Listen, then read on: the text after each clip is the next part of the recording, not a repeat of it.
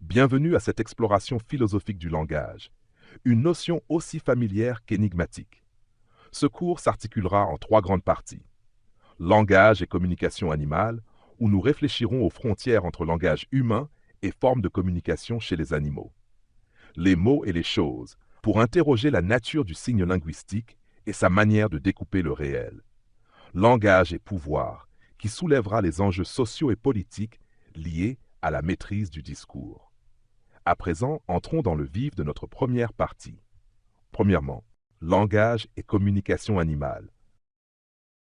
Langage et pensée. Descartes affirme que le langage n'appartient qu'à l'homme, parce qu'il est le seul à penser. L'animal peut émettre des sons, mais il ne parle pas. Il n'est pas capable de justifier ce qu'il dit, en le reformulant, et de prouver qu'il en maîtrise la signification. La double articulation.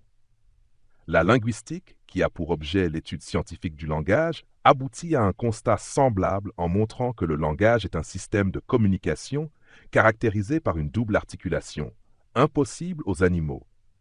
Évoquer un système, c'est signaler l'existence d'unités isolables, en nombre constant, constitutives de tous les messages, mais aussi celle de règles stables pour combiner ces unités. Quant à la double articulation, elle désigne le fait qu'un message est décomposable en monème, unité dotée d'une forme sonore et d'un sens, et en phonème, unité minimale d'articulation dénuée de sens. Parlons est ainsi constitué de deux monèmes, parle, on, et de 5 phonèmes, p, a, r, l, on, puisque je peux articuler sans me soucier d'un sens, darlon, pirlon, paflon, etc. Cet aspect combinatoire n'existe pas chez les animaux, incapables de produire de nouveaux messages en combinant des extraits de ceux dont ils disposent. Comme chaque langue utilise un nombre restreint de phonèmes, quelques dizaines, pour composer un nombre potentiellement infini de messages, le système est particulièrement économique et performant. Nous allons maintenant nous intéresser au rapport entre les mots et le réel, autrement dit, à la manière dont le langage nomme, découpe et reconstruit le monde. Cette seconde partie abordera notamment la question de l'arbitraire du signe linguistique. Deuxièmement, les mots et les choses. Arbitraire du signe linguistique. Dans le Cratyle, Platon pose la question qui peut préoccuper chaque locuteur. Existe-t-il une ressemblance entre les mots et les choses? L'affirmer, comme le fait Cratyle, c'est en un sens garantir que la langue coïncide avec le monde et en constitue une première connaissance. Le nier, comme Hermogène, c'est admettre, à la façon de la linguistique, que le signe linguistique est arbitraire, qu'il n'est lié par aucune analogie à ce qu'il désigne. La diversité des langues le confirme. Ce que je nomme chien est dit, ailleurs, dog. Le langage instaure un univers symbolique qui évoque le monde en son absence. Cette distance me permet de parler sans être déterminé par la situation actuelle. Descartes le soulignait. Et de mentir, grâce à la fonction que la linguistique qualifie d'appellative, à laquelle recourt l'acteur ou le poète tel que le comprend Valéry. Les mots découpent le monde. Réfléchissant sur la formation progressive des langues, Rousseau constate que les vocabulaires initiaux devaient être plus importants que les nôtres. Incapable de faire abstraction des qualités sensibles caractérisant chaque objet, l'esprit ne pouvait mettre au point que des noms propres. Ce n'est que peu à peu que la raison élabore des concepts généraux qui négligent les apparences immédiates. Une fois ce travail effectué, ma relation au monde, les objets que j'y peux repérer, dépendent de la richesse de mon vocabulaire. Le langage instaure un découpage initial de ce qui m'environne.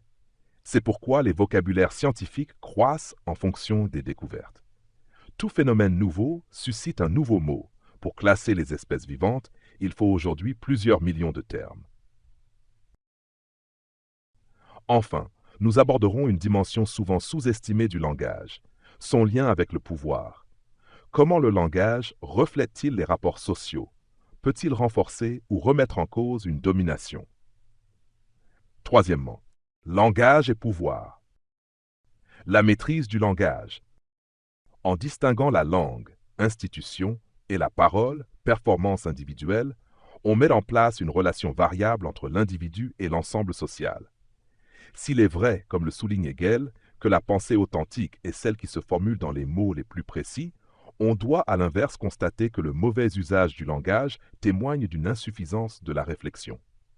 Les différents niveaux de maîtrise de la langue renvoient ainsi à des différences sociales. Mieux parler que l'interlocuteur, c'est manifester une supériorité, et celle-ci peut provenir de l'usage d'un langage aussi bien secret, cas du sorcier ou de l'initié, que spécialisé, cas du scientifique. La culture commune s'indique par la compréhension partagée des allusions et connotations propres à certains écrivains, qui enrichissent la langue en la travaillant comme un matériau.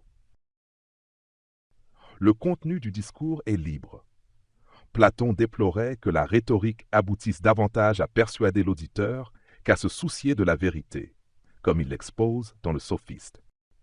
Le langage de la séduction ou de la flatterie peut confirmer un pouvoir injustement acquis, cas du démagogue. Dans la mesure où ces formes peuvent véhiculer n'importe quel contenu, le libre usage de la langue présente une dimension éminemment politique. Nous avons parcouru les trois grandes dimensions philosophiques du langage: sa spécificité humaine face à l'animal, son rôle dans la construction du réel, et enfin son implication dans les rapports de pouvoir. Cette triple approche met en lumière que parler, ce n'est pas seulement communiquer, c'est penser, structurer le monde et parfois même gouverner les autres. Merci de votre attention et à bientôt pour une nouvelle plongée dans les profondeurs de la pensée.